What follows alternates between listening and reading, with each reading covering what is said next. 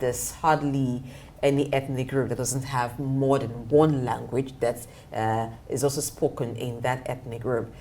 So how can indigenous languages be promoted in a country like this, for instance? Thank you very much. The issue of languages has been the concern of so many people. Just 2 days ago, my wife was complaining about my grandchildren not speaking Yoruba. And I was telling her, why don't you leave these children? But eventually I came to realize that really you have to encourage them to speak local languages. Our social political groups too have complained about this, about the attitude of parents and teachers to push our local languages to the background. For instance, the Ohanese has said something about this. Afenifere too has said something about this. And the Governors Forum at the time said local languages should be encouraged. The Arewa Consultative Council at the time also talked about the non-availability of teachers to teach these languages, the non-availability of textbooks, and the non-availability of teaching materials to teach these languages. So I think we should encourage the tertiary institutions to produce teachers in these languages, and from there we can move on. I still want you to talk to us more about some of the things, that have gone wrong over the years. Why do you think you have this preference for foreign languages or English to the expense of our local languages? What has been responsible for this? I think it's parents mostly, the attitude of parents. They want to send their children to elite schools, and just like they say, my Volkswagen is better than yours. Everybody wants to send their children to the best schools, and as a result, they want their spoken English to be top-notch. Well, they're entitled to their opinion. But what I feel is that we should go back to the schools. We should now employ teachers who are very versed in the languages. We should be prepared to go the extra length of providing visuals so that these children can learn. And then we encourage the usage of local languages. I'm happy now that we have television stations and radio stations broadcasting in the local languages. I think that's an extension of what we want to see. The government also should encourage traditional festivals, traditional figures should also take a lead. Our Obas, our Obis, our Emirs should also take the lead in revigorating the teaching of local languages.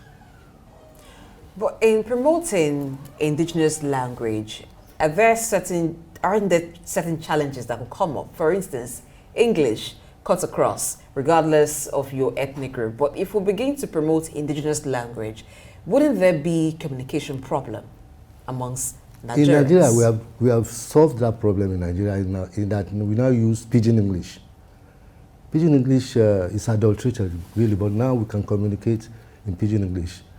As regards to local languages, I don't think we've done enough. I don't think we've done, especially in the primary schools, we have not done enough. In the secondary schools, I don't think we have much. The problem really are the teachers. The problem are the teachers. Once we have the teachers, the children will be able to imbibe this culture, and then our libraries should be stocked with textbooks, and the curriculum should change, and the emphasis should be on written and spoken national languages. But don't you think even the teachers or parents are helpless if the textbooks are written in English? Physics textbook, not in Yoruba, not in Igbo. Chemistry, not in Hausa.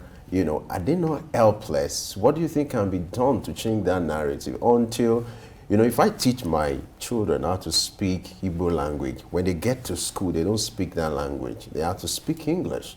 So what can we do to ensure that on a national level we make it better or make it a practice to promote indigenous languages? Now we are going back to government, and that has to do with policy. Government must insist that local languages should be used in communication and in teaching. And in, well, among communities, we can use pidgin, but government must take the lead. Government must take the lead by enforcing the fact that the local languages must be taught. Local languages must be encouraged. Local languages must be pushed forward in the interest of the nation and in the interest of the future generations.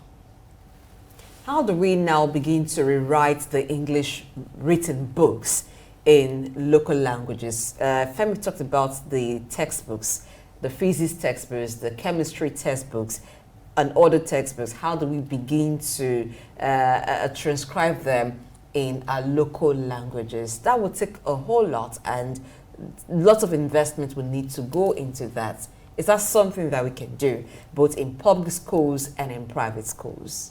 Now, it's something we can do, because now, if you say that local language should be taught, apart from the teachers, the libraries must be stocked.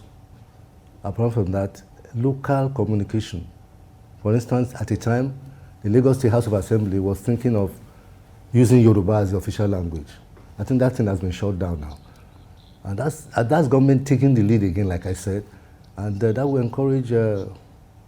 Government should also insist that official events organized by government should be broadcast, should be done, should be hosted in the local languages.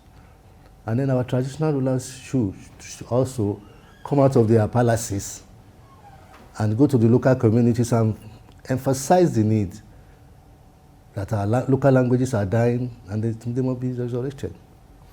I would like you to talk to us because you've seen several cases and you with your experience, how much of influence has globalization, had on us? How much of influence, on our languages, even local language, even our culture, our way of dress? Interestingly, you're putting on, a local attire, which I might not likely do that because of what I do. So how much of influence, and how do we begin to draw the line or change the narrative with this influence? Thank you, Femi. Just across here, I was born at 127 Bambushi, just across there. And I belong to the Brazilian Descendants Association. I also belong to the Greater Campus, other groups. And we are concerned that the local dances, when you have carnivals, that our youth cannot do them anymore. In fact, around this area now, if you want to really do the carnival dance, the way it's done hundreds of years ago, you can only get people from the age of 75, 70s that can actually do it. The youth don't know about it. So there's a determined effort now, a concerted effort, a deliberate effort by some of us to ensure that we get these children taught these dance steps. Now that's as a result of globalization or westernization, where these children have thrown away all the cultural dances, all the cultural attributes that we have. And so there's room for concern. Because we started today's conversation with workplace culture, workplace environment, we're going to wrap up with that. So let's look at promoting indigenous language in the workplace. Is it going to be an easy ride? Is it even possible you have different people in every workplace? Which language would you then adopt? I would say English is a global and international language. For goodness sake, for any business transactions, let's stick to English. But at social functions, why not? At government functions, why not? This state belongs to Yorubas. And the Yorubas, they dominate here. So they dominate Lagos State. Lagos State, Lagos Island, where we are now. So it doesn't make sense. We must abide by international rules. We must speak English for business and for transactions. But it will be difficult to go back to our local languages. And because don't forget that the municipality of Lagos, we have all sorts of